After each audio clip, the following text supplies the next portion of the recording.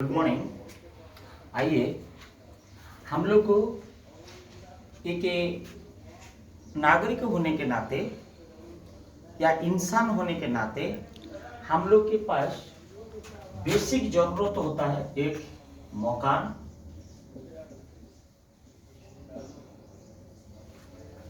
Number 1। Number 2 रोटी। तीसरा है कपड़ा।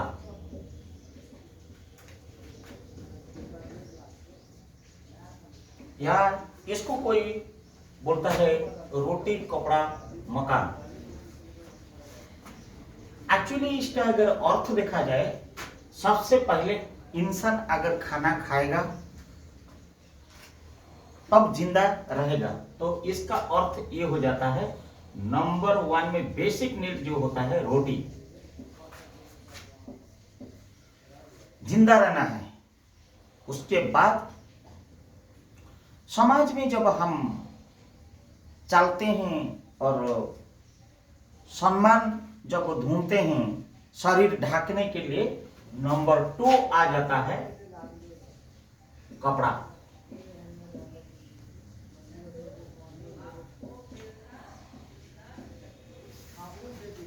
और खाने के लिए रोटी हुआ और कपड़ा भी हुआ। अब आपको चाहिए मकान।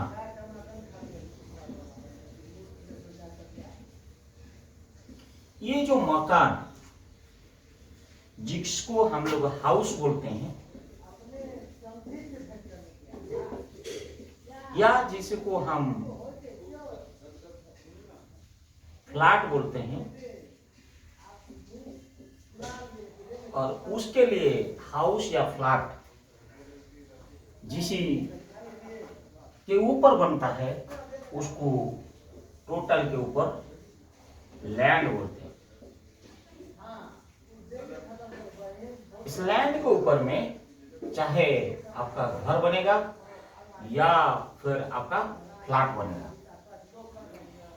हर इंसान के पास जमीन होता तो नहीं, और हर इंसान सोचता है मेरा एक छोटा सा घर हो, छोटा सा फ्लैट हो। और हम लोग जब थोड़ा बहुत नौकरी करते हैं या बिजनेस करते हैं या फिर हम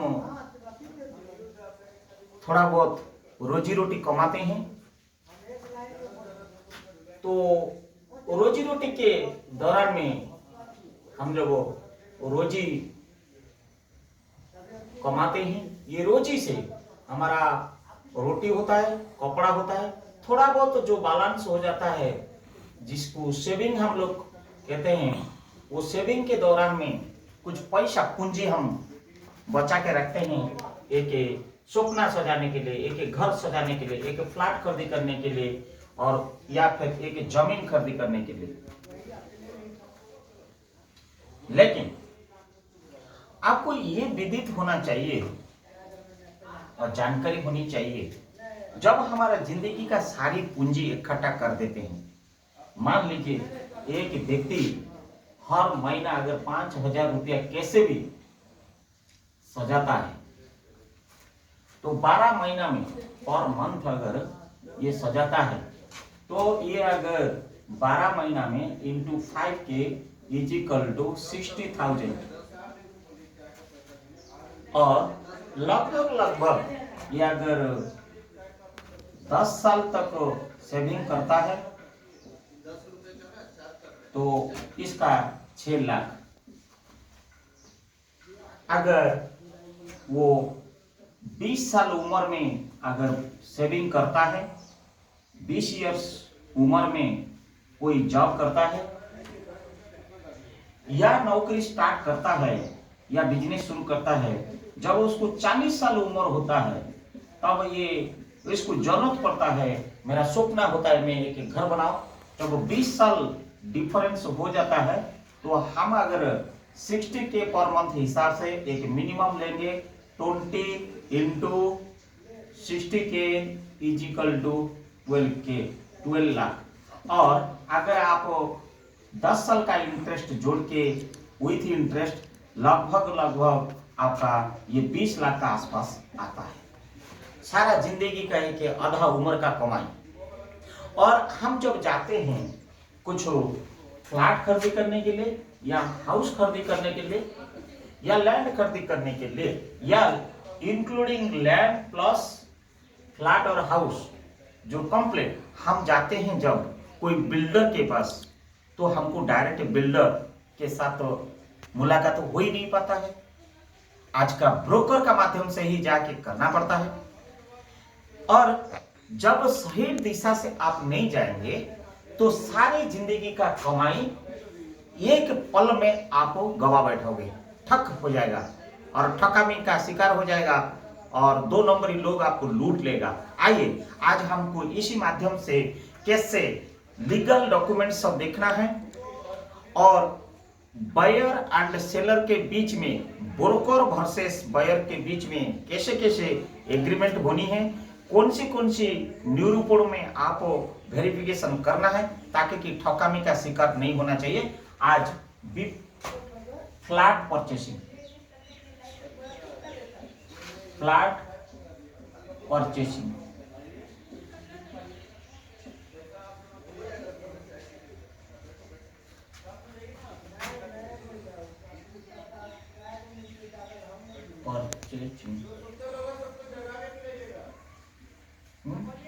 flat purchasing measures.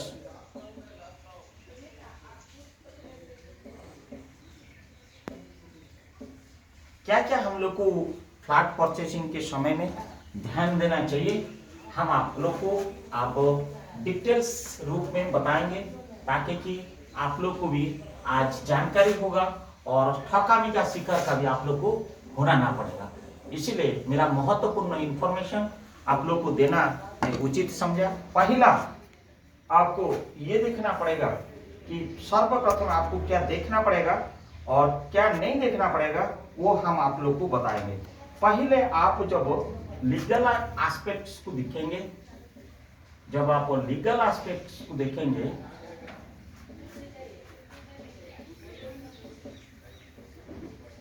Legal aspects को देखेंगे before buying, before buying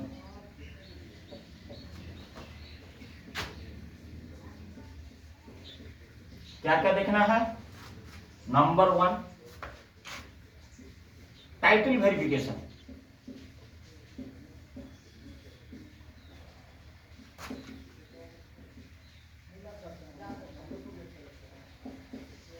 title verification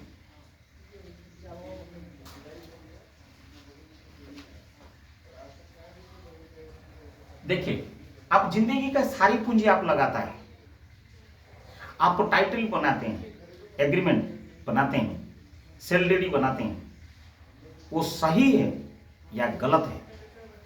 पहले टाइटल को ऑनलाइन से लेकर अथॉरिटी से लेकर लीगल एस्पेक्ट्स को देखना बहुत जरूरी है, नहीं तो सारी पूंजी आपकी पानी में डूब जाएगा। इसलिए ये आपके ऊपर स्वयं निर्भर करता है, depend upon you, depend on you only, कि आप कितना स्मार्ट हो। मीन्स स्मार्ट, कितनी आप स्पेसिफिक हो, कितनी आप मेजरेबल हो, कितनी आपने अचीवेबल हो, कितना आप रियलिस्टिक हो, कितना आप टाइम लिमिट के अंदर में काम करते हो, ये जानना बहुत जरूरी है। अकॉर्डिंगली स्मार्ट वे में आप वेरीफाई कर दीजिए जल्दी से जल्दी, अदरवाइज आपका टाइटल केवल कागज में ही रह जाएगा, जिंदगी में कभी पोजीशन नहीं मिलेगा, ब्रोकर आपको बर्बाद कर देगा। ओनर और कहीं बैठा है, broker in between buyer and the builder के बीच में जो धुंधली करता है ब्रोकर, उसका क्या लायबिलिटीज है? एक ब्रोकर का क्या औकात होता है? उसका कोई रजिस्ट्रेशन होता है क्या? नहीं होता है। आपका पैसा को लूट लेगा, क्राइम कर देगा। इसलिए सावधानी के साथ आप पहले टाइटल वेरिफिकेशन कराइए। दूसरी, जिस जमीन को आप ले रहा है वो लैंड डॉक्यूमेंट्स को वेरीफाई करिए।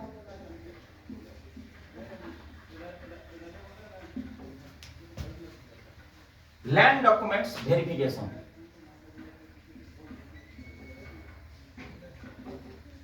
शुड एंड मस्ट, वो किसी खाता का है, खाता नंबर, प्लॉट नंबर, मौजा, जिला, district,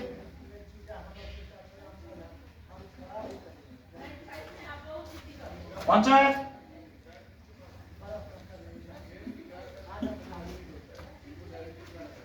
and tehsil and police station and post office. इसका अलावा खाता का ये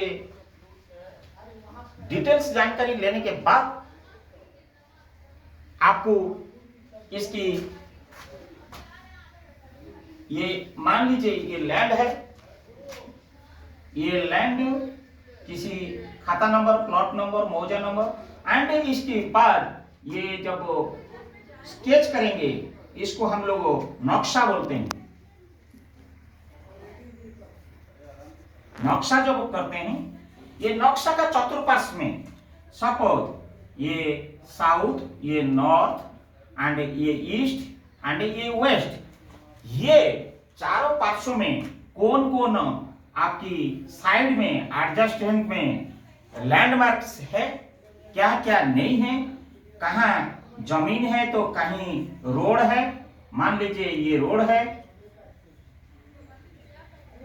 यहां पे मान लीजिए x का प्लॉट है, इसमें y का प्लॉट है, यहां पे मान लीजिए एक लेक है, तालाब है, और ये जमीन टोटल क्वांटिटी कितना है,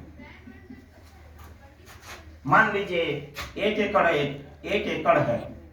आप तो 1 एकड़ नहीं ले रहे हैं, आप ले रहे हैं मान लीजिए हाफ एकड़। हाफ एकड़ आप ऐसे दिस वे ले रहा है या दिस वे ले रहा है, दिस साइड और दिस साइड और दिस साइड और दिस साइड, आप उसको कंप्लीटली जो रजिस्टर टाइटल आपने बनाया उसको ये रिकॉर्ड के हिसाब से आप चेक कर लीजिए, नहीं तो आप ठकामी का शिकार हो जाएंगे। दूसरी बात, आपको आज दिन के वो जो सारी पूंजी हम लगाते हैं, रात को नींद नहीं होता है, लोन जो देने वाला भी हमको फाइनेंस करने वाला घर आके हम जिस मॉर्गेज के साथ हम लोग लिए हैं या कुछ गिर में रख के लिए हैं या टोटल पूंजी हम लगाते हैं, ये बहुत जरूरी है कि लैंड डॉक्यूमेंट्स के बाद आपका तीसरा नंबर जो होता है, आपको आप देखेंगे कोई म्युनिसिपैलिटी में आप बनाते हो या ग्रामीण इलाका में बनाते हो या शहर में बनाते हो, तो अगर आप ग्रामीण इलाके में बनाते हो, जिन पंचायत क्लियरेंस है कि नहीं है, क्लियरेंस या अप्रूवल है कि नहीं है। अगर म्युनिसिपैलिटी में आप हो, then municipality clearance, municipality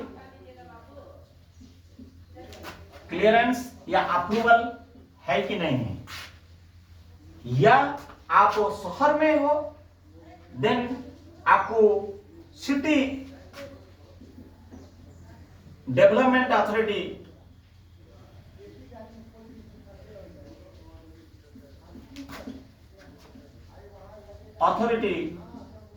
approval है या नहीं है। Approval for what?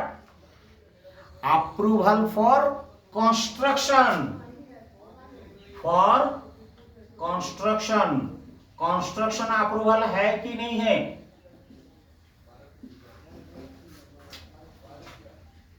It is mandatory. अगर है तो जब कंस्ट्रक्शन अप्रूवल आपको कोई म्युनिसिपैलिटी या सिटी डेवलपमेंट या पंचायत अप्रूवल कर देता है, आपका नक्शा पास होता है, देन आपका जो डिजाइन, आपका जो बिल्डिंग डिजाइन या कंस्ट्रक्शन डिजाइन या अप्रूवल जब होता है, उसका निरूपण होता है काहे के लिए। सपोज ये आपने 400 स्क्वायर फुट में घर बना रहा है या 1400 स्क्वायर फुट में आप घर बना रहे हैं, क्योंकि यहाँ पे आपका मेन रोड गया है और ये मेन रोड से, it is a main road, और ये मेन रोड से कितना दूरी में ये घर बनना चाहिए, ये म्युनिसिपैलिटी वाला तैयार करते हैं, सिटी डेवलपमेंट वाला करते हैं, पंचायत वाला क्लियर करते हैं, रोड से कितना होनी चाहिए। इसका जो सीपेज पॉन्ड है, इसको जो सैनिटरी पॉन्ड बोलते हैं, ये पॉन्ड भी किसी दिशा में होना चाहिए और यहाँ कितना दूर होनी चाहिए ताकि कि म्युनिसिपैलिटी का गाड़ी जो है कचरा उठाने वाला ले सकता है। या यहाँ पे मान लीजिए कोई टावर गया है, ये टावर के साथ आपका कहीं ऑब्स्ट्रक्शन तो नहीं कर रहा है, ये तार सब कंस्ट्रक्शन में अवरोध तो नहीं कर रहा है, सारी चीजें इसको देखा जाता है। और लैंड कहीं येलो जोन में, रेड जोन में तो नहीं है, कमर्शियल प्लॉट है कि डोमेस्टिक प्लॉट है, ऑल दोस थिंग्स को मद्देनजर रखते हुए तब कंस्ट्रक्शन डिजाइन को ये तीनों अथॉरिटी पास करते हैं। आइए हम एक एक बताते हैं, इसलिए ताकि कि आप कोई ब्रोकर का शिकार कल ना हो। You have to save your self, you have to think your self, क्योंकि योर मनी, आपका पैसा, आपका सेविंग्स और आपका जिंदगी की सारी संचय बर्बाद ना हो जाए। हम चौथा तरफ जो जाएंगे, अपने 4 नंबर में जो है, जब आप टाइटल बनाते हो या एग्रीमेंट बनाते हो, सेलर वर्सेस बायर या बिल्डर वर्सेस बायर या सेलर वर्सेस बायर या ओनर वर्सेस बायर, ये जहां आप एक एग्रीमेंट बनाते हो, लीगल एग्रीमेंट बनाइए, legal agreement in the presence of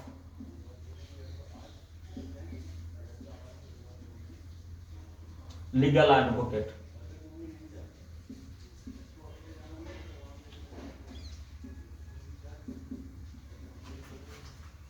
इससे फायदा क्या होगा? लीगेसी बनेगा, ऑथेंटिकेसी बन जाएगा, मुकलने का रास्ता नहीं बनेगा।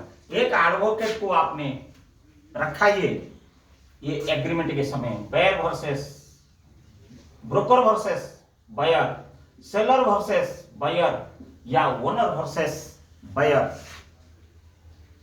या बिल्डर वर्सेस बायर, जो भी आप जिस रूप में देखना चाहते हो देखिए, मुझे उससे कोई आपत्ति नहीं है, बट मेरा आपत्ति ये है और आप लोग को रिक्वेस्ट भी है, लीगल एग्रीमेंट बनाइए और लीगल एग्रीमेंट के हिसाब से जो बनाएंगे in the presence of a legal advocate, either in the court or in the notary or in the tehsil with registration।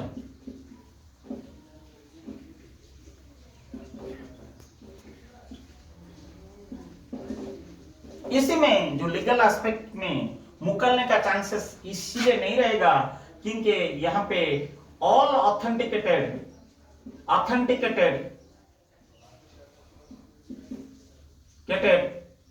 Documents रहता है और विटनेसेस रहता है, मुकलने का चांसेस नहीं है। और वो एग्रीमेंट में साफ तौर पर आप ये सुनिश्चित कराना है कि बायर से या बिल्डर से या सेल करने वाला से कि फिजिकल फिजिकल ऑक्यूपेंसी डेट, ये पूरा सुनिश्चित करना है, क्योंकि नहीं तो इसको, जिसको आप लोग पॉजेशन बोलते हैं, या पॉजेशन डेट के नाम पे आपको सुनिश्चित होना चाहिए डॉक्यूमेंट में।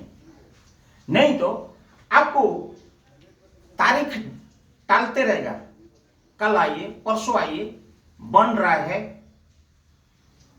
पैसा खत्म हो गया, सीमेंट नहीं है, सरिया नहीं है, कोरोना आ गया, गाड़ी नहीं मिल रहा है, लेबर नहीं मिल रहा है, बहाना बनाने से हमको उससे कुछ मतलब नहीं है, क्योंकि ये जो डेट फिक्स होता है, अगर वो दे नहीं पाता है, देन एग्रीमेंट के हिसाब से पेनाल्टी इंपोज हो जाता है। After expire of this date penalty impose होना उसके ऊपर चालू हो जाता है, इंपोज।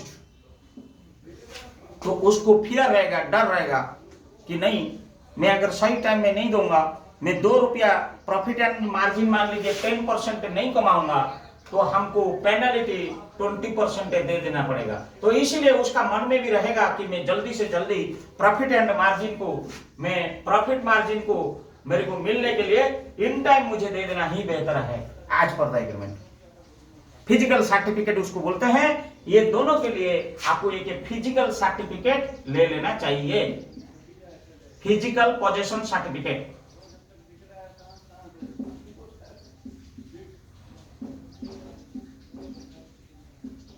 फ्रॉम किससे लेना है? सेलर या बिल्डर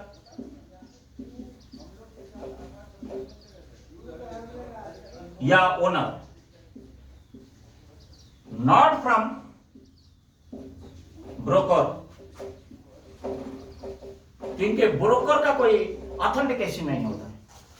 ब्रोकर को हम लोग जिसको बोलते हैं मध्यस्थी या दलाल, इसका कोई ऑथेंटिकेशन नहीं होती। इन बिटवीन उनका मार्जिन बढ़ जाता है, वेस्टेड इंटरेस्ट बढ़ जाता है। इसलिए आप ज्यादातर ब्रोकर से ना रखें, डायरेक्ट बिल्डर्स या सेलर ओनर से बात करेंगे तो आपको बहुत बेनिफिट होगा और आपका ऑथेंटिकेशन भी बढ़ जाएगा। लेकिन 5वां नंबर में जो है, मैं आपको बताना चाहूंगा, आप जिस प्लॉट को या जिस लैंड के ऊपर आप घर लेना चाहते हो, आप stage verification, stage physical verification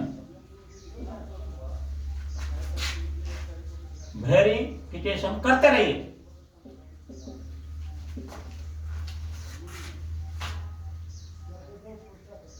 कि फिजिकल वेरिफिकेशन जितना आप करेंगे उसमें क्वांटिटी एंड क्वालिटी, ये दोनों आपको के साथ साथ इसकी प्रोग्रेस भी पता चलेगा, परसेंटेज ऑफ प्रोग्रेस पता चलेगा कि ये हमको मान लीजिए 1 जनवरी 2024 में हमको घर मिलना है, डेट ऑफ पोजेशन, उसी हिसाब से मेरा प्रोग्रेस चल रहा है कि नहीं चल रहा है, आप देख लीजिए। एंड इन बिटवीन ऑल्सो आपका पसंद में कुछ अगर एग्रीमेंट का अलावा कुछ लगाना चाहते हो, उस बीच में भी आप इनकॉर्पोरेट करने का भी मौका मिल जाता है। मान लीजिए आपको किचन को मॉडर्नाइज करना है, मॉडर्नाइज किचन बनाना है, टाइल्स लगाना है, उन लोगों का टाइल्स को क्वालिटी एग्रीमेंट में जो लिखा है, मान लीजिए जॉनसन टाइल्स लिखा है, आप और कुछ बेटर डिजिटल टाइल्स लगाना चाहते हैं, ये सारी चीजें से स्टेज फिजिकल वेरिफिकेशन में आप सब कुछ देख सकते हो। मेरा सबसे इंपॉर्टेंट है, मैं आपको बताना चाहूंगा, आप लोग ये नाम सुने होंगे कि नहीं, इसको रेरा बोलते हैं, रियल इस्टेट रेगुलेटरी अथॉरिटी। ये रेरा कंप्लायंस हो रहा है या नहीं हो रहा है, सारी चीजें कंप्लायंस हो रहा है या नहीं हो रहा है। RERA means real estate regulatory authority.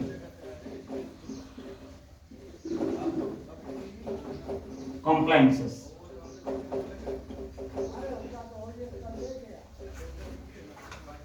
बहुत लोगों को ये पता नहीं होगा। इसमें बहुत सारी ये कॉम्प्लायंस अगर है, आपको ज्यादा सोचने की पड़ेगा नहीं, क्योंकि ये आप लोग को डायरेक्टली और इनडायरेक्टली आप लोग को सेफगार्ड कर जाएगा कि हम सही दिशा में, सही ऑथेंटिकेशन में काम कर रहे हैं। या in mind before buying any flat और एनी हाउस और एनी लैंड, पहला आप देख लीजिए प्रॉपर्टी प्राइस।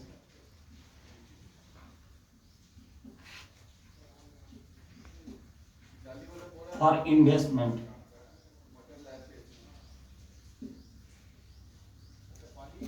इसको आपको चेक कर लीजिए, क्योंकि इससे ये होता है कि आपकी पूंजी जो सेविंग्स आपके पास है, इसी हिसाब से आपको इन्वेस्टमेंट कितना करना पड़ेगा और आपको सेविंग्स कितना है, प्लस आपको लोन कौन देगा और लोन कितना करना पड़ेगा, ये एक माइंड सेटअप बन जाता है।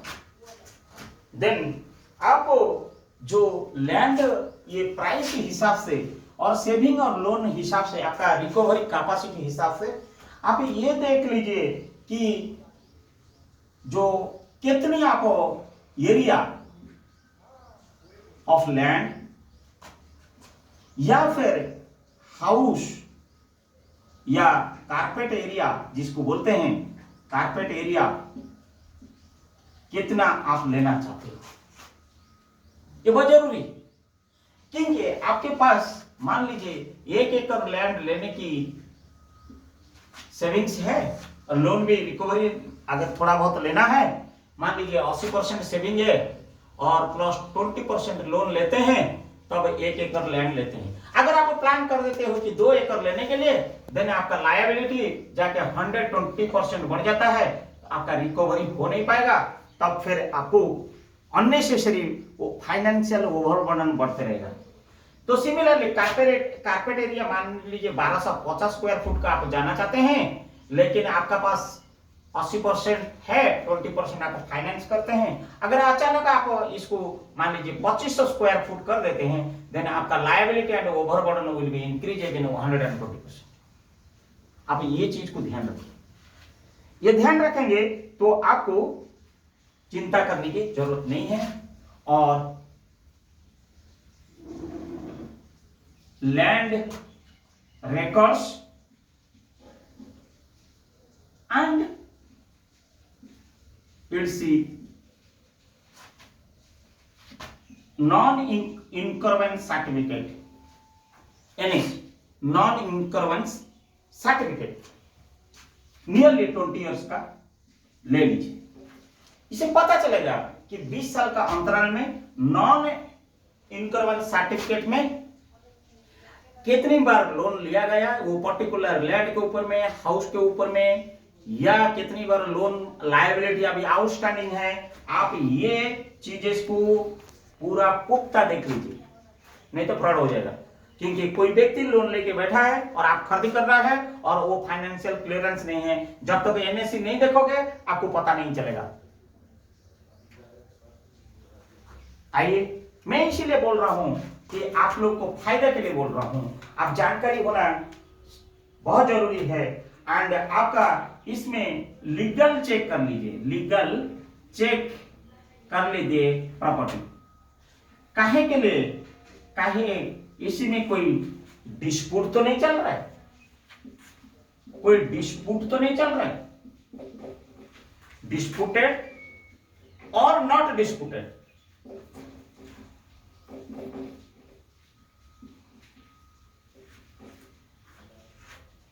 कहे के लिए इससे सारी चीजें से आ जाएगा डिस्प्यूटेड इन द सेंस कहीं liabilities versus owner versus any means government और नॉट गवर्नमेंट, तो कुछ चल तो नहीं रहे।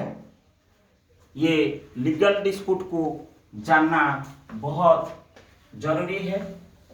देखिए, मैं आप लोग के सामने ये इसीलिए बोल रहा हूं, ये छोटा सा रोटी खा तो लेंगे, फटा कपड़ा पहन लेंगे, लेकिन ये सारी पूंजी हम लोग लगा रहा है जीवन की।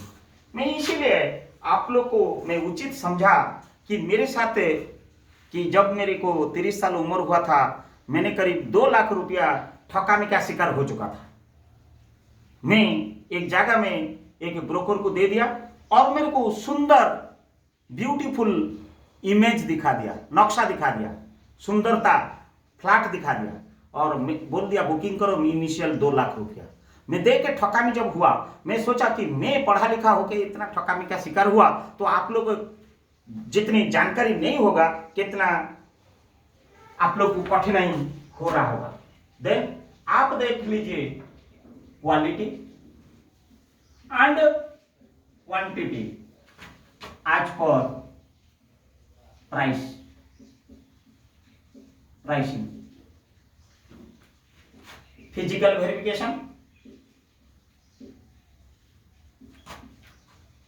Verification,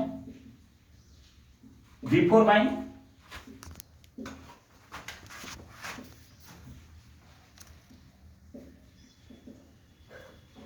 and data collection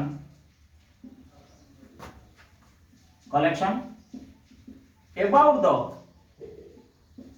project from previous projects and from neighbors।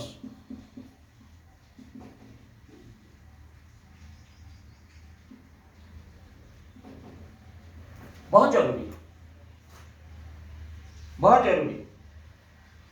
Then ये सारी होने के बाद देन आपको नेक्स्ट में जाएगा कि फिजिकल पोजेशन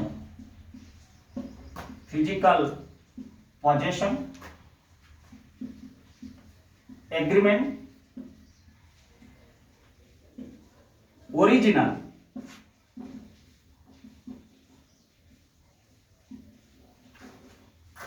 फ्रॉम सेलर। आपके पास ओरिजिनल रहना चाहिए विथ लीगल प्रेजेंट।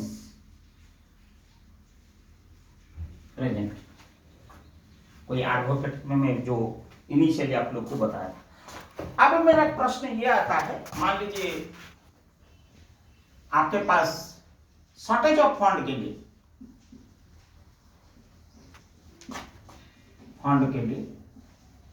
मान लीजिए आपका 100%, मान लीजिए आपको 10 लाख इन्वेस्ट करना है और आपके पास 6 लाख है अवेलेबल और आपको शॉर्टेज जो पड़ रहा है वो 4 लाख। ये 4 लाख जो है आप किसी से लेंगे?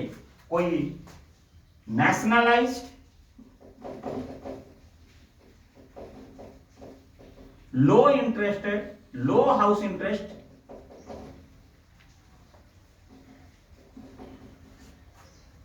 सेक्टर में, फाइनेंशियल सेक्टर में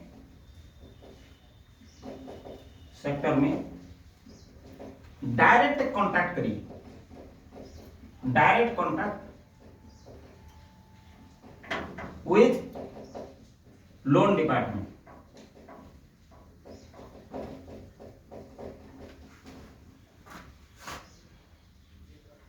आपको ये सब काहे के लिए बता रहा हूं?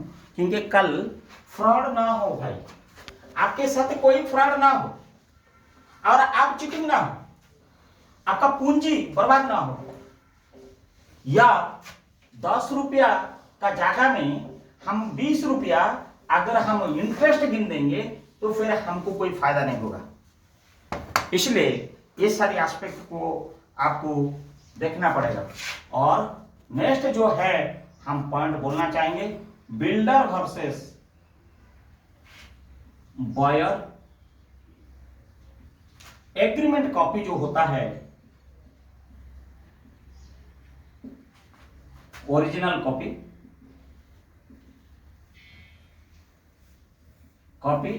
टू बी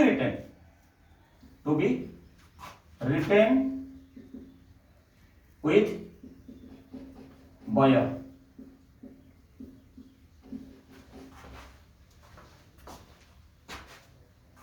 आपके पास ये डाटा होना चाहिए, और ये एग्रीमेंट जो होगा आप उसको वकील के माध्यम से कराएंगे विथ एडवोकेट।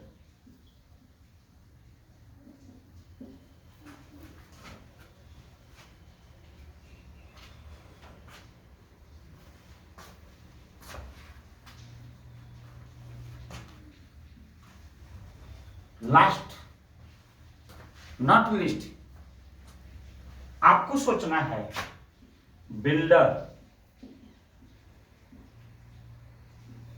एनी सब्जेक्ट को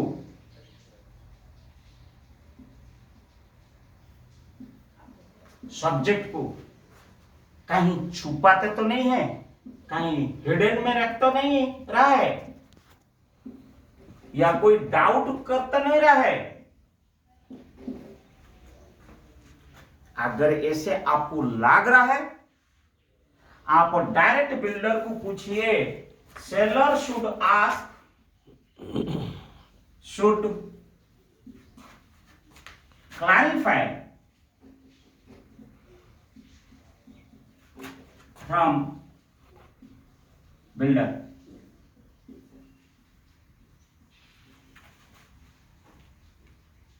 And if you are taking loan or government employee, to be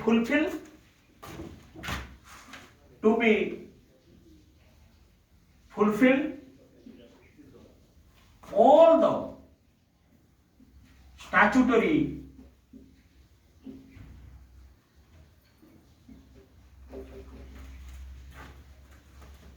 oblique mandatory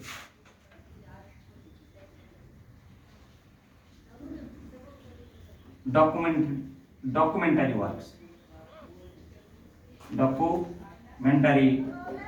works or compliances,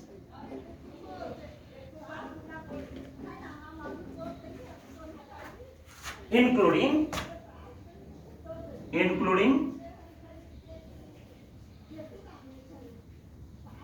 taxes.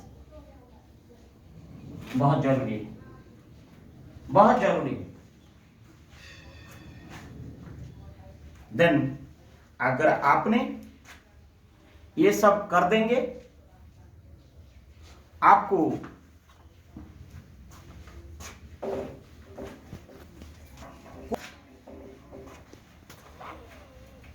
inside and outside of your periphery no cheating होगा, no cheating.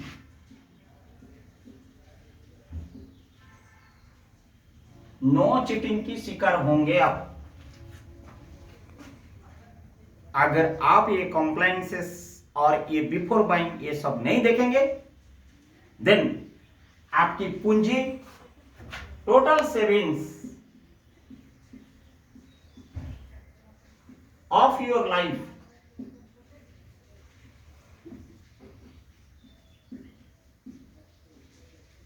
will become zero. Choice is yours. धन्यवाद।